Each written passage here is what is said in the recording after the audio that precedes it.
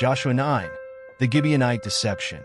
1 Now when all the kings west of the Jordan heard about these things, the kings in the hill country, in the western foothills, and along the entire coast of the Mediterranean Sea, as far as Lebanon, the kings of the Hittites, Amorites, Canaanites, Perizzites, Hivites, and Jebusites.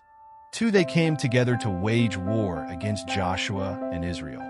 3 However, when the people of Gibeon heard what Joshua had done to Jericho and Ai, for they resorted to a ruse, they went as a delegation whose donkeys were loaded with worn-out sacks and old wineskins, cracked and mended. 5 They put worn and patched sandals on their feet and wore old clothes. All the bread of their food supply was dry and moldy. 6 Then they went to Joshua in the camp at Gilgal and said to him and the Israelites, "We have come from a distant country. Make a treaty with us." 7 The Israelites said to the Hivites, "But perhaps you live near us, so how can we make a treaty with you?" 8 "We are your servants," they said to Joshua. But Joshua asked, "Who are you and where do you come from?" 9 They answered, "Your servants have come from a very distant country because of the fame of the Lord your God. For we have heard reports of him, all that he did in Egypt, 10 and all that he did to the 2 kings of the Amorites east of the Jordan, Sihon king of Heshbon, and Og king of Bashan, who reigned in Ashtaroth. 11 And our elders and all those living in our country said to us, 'Take provisions for your journey. Go and meet them and say to them, "We are your servants. Make a treaty with us." 12 This bread of ours was warm when we packed it at home on the day we left to come to you. But now see how dry and moldy it is. 13 And these wineskins that we filled were new, but see how cracked they are. And our clothes and sandals are worn out by the very long journey. 14 The Israelites sampled their provisions, but did not inquire of the Lord.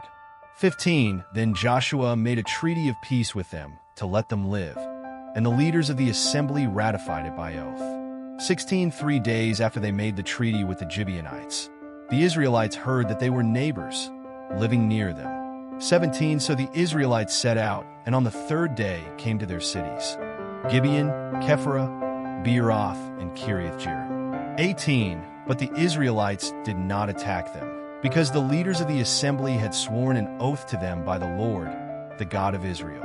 The whole assembly grumbled against the leaders. 19 But all the leaders answered, "We have given them our oath by the Lord, the God of Israel, and we cannot touch them now." 20 This is what we will do to them. We will let them live, so that God's wrath will not fall on us for breaking the oath we swore to them. 21 They continued, "Let them live, but let them be woodcutters and water carriers in the service of the whole assembly." So the leader's promise to them was kept. 22 Then Joshua summoned the Gibeonites and said, "Why did you deceive us by saying, 'We live a long way from you,' while actually you live near us? 23 You are now under a curse. You will never be released from service as woodcutters and water carriers for the house of my God." 24 They answered Joshua, "Your servants were clearly told how the Lord your God had commanded his servant Moses to give you the whole land and to wipe out all its inhabitants from before you. So we feared for our lives because of you, and that is why we did this. 25 We are now in your hands. Do to us whatever seems good and right to you." 26 So Joshua saved them from the Israelites, and they did not kill them. 27 That day he made the Gibeonites woodcutters and water carriers for the assembly, to provide for the needs of southern cities conquered. 28 That day Joshua took Makkedah. He put the city and its king to the sword and totally destroyed everyone in it. He left no survivors. And he did to the king of Makkedah as he had done to the king of Jericho. 29 Then Joshua and all Israel with him moved on from Makkedah to Libnah and attacked it. 30 The Lord also gave that city and its king into Israel's hand. The city and everyone in it Joshua put to the sword. He left no survivors there. And he did to its king as he had done to the king of Jericho. 31 Then Joshua and all Israel with him moved on from Libnah to Lachish. He took up positions against it and attacked it. 32 The Lord gave Lachish into Israel's hands, and Joshua took it on the 2nd day. The city and everyone in it he put to the sword, just as he had done to Libnah. 33 Meanwhile, Horam king of Gezer had come up to help Lachish, but Joshua defeated him and his army. until no survivors were left.